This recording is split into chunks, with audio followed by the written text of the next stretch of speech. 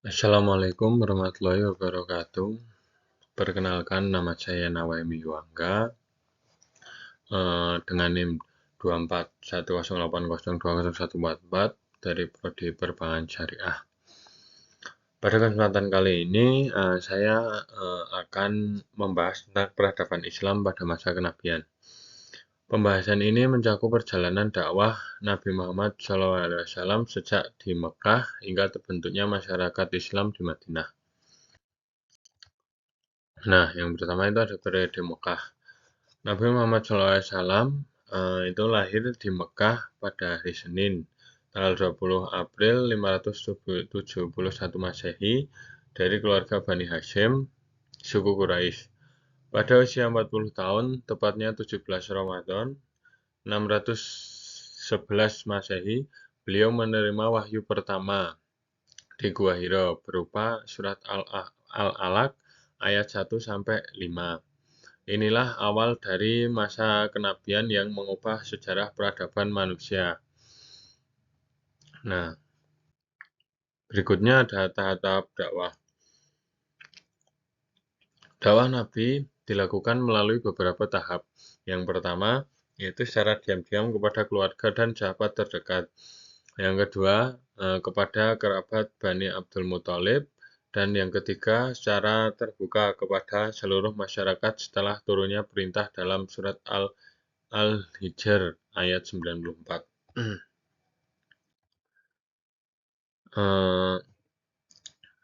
Berikutnya adalah faktor Quraisy menentang dakwah Nabi. Namun, dakwah Nabi mendapat penolakan keras dari para pemimpin Quraisy. Mereka menolak ajaran Islam karena takut kehilangan kekuasaan dan mata pencaharian dari berhala. Mereka juga tidak ingin menerima ajaran tentang persamaan derajat antara bangsawan dan budak. Selanjutnya, selanjutnya ada penderitaan dan hijrah ke Habasyah.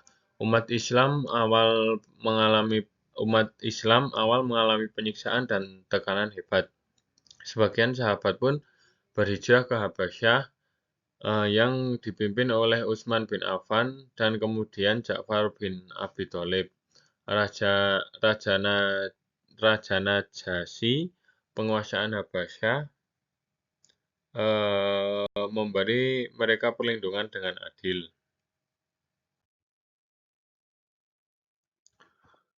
Terus ada wafatnya Abu Muthalib dan Khadijah. Tahun ke-10 kenabian menjadi masa penuh duka.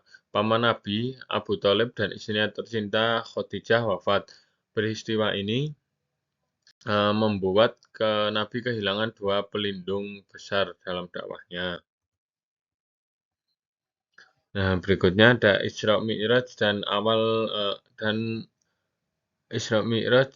Islam di Yathrib. Pada tahun yang sama, Allah memberi penghiburan dengan peristiwa Isra Mi'raj.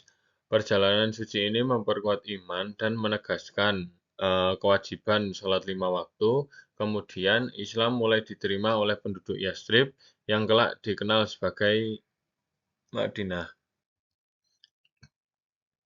Nah, berikutnya ada periode Madinah dan masyarakat Islam. Nabi hijrah ke Madinah pada 12 Rabiul Awal tahun 622 Masehi. Di sana beliau membangun masjid pertama di Quba dan mempersaudarakan kaum Muhajirin dan Ansor. Inilah awal terbentuknya masyarakat Islam yang bersatu di bawah satu akidah.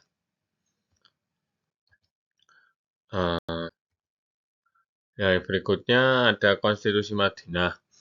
Rasulullah menyusun Piagam Madinah sebagai dasar hidup bersama.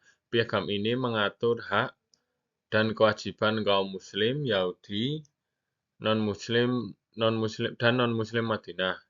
Semua kelompok wajib saling membantu dan tidak boleh bersekutu dengan musuh Islam.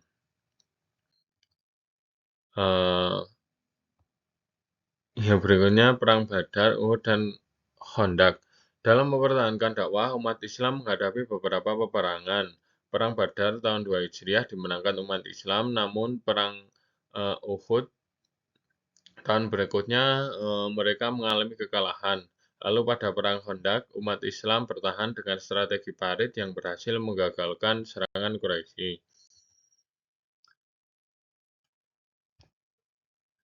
Terus, nah, eh, Perjanjian Hudaibiyah. Tahun ke-6 Hijriah, Nabi membuat perjanjian damai dengan kaum Quraisy di Hudaibiyah. Isi perjanjian meliputi gencatan senjata selama 10 tahun dan penundaan ibadah umroh hingga tahun berikutnya. Perjanjian ini menjadi titik balik kemenangan diplomasi umat Islam. Nah, isi pembebasan pem- pembebasan Makkah. Namun perjanjian itu dilanggar oleh Quraisy. Nabi pun memimpin 10.000 pasukan menuju Makkah dan berhasil menaklukkan kota itu tanpa pertumpahan darah. Berhala-berhala di sekitar Ka'bah dihancurkan, menandai berakhirnya masa jahiliyah. Nah, Haji Wada dan pesan terakhir Nabi. Tahun ke-10 Hijriah, Rasulullah menunaikan haji pertama dan terakhir yang dikenal sebagai Haji Wada. Dalam khutbahnya, beliau menegaskan larangan riba, kewajiban memperlakukan istri dengan baik, dan pentingnya berpegang teguh pada Al-Quran dan Sunnah.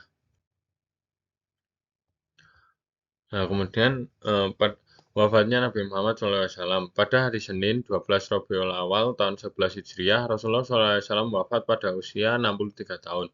Abu Bakar menegaskan kepada umat bahwa Nabi telah wafat, namun Allah Subhanahu wa taala hidup kekal selamanya.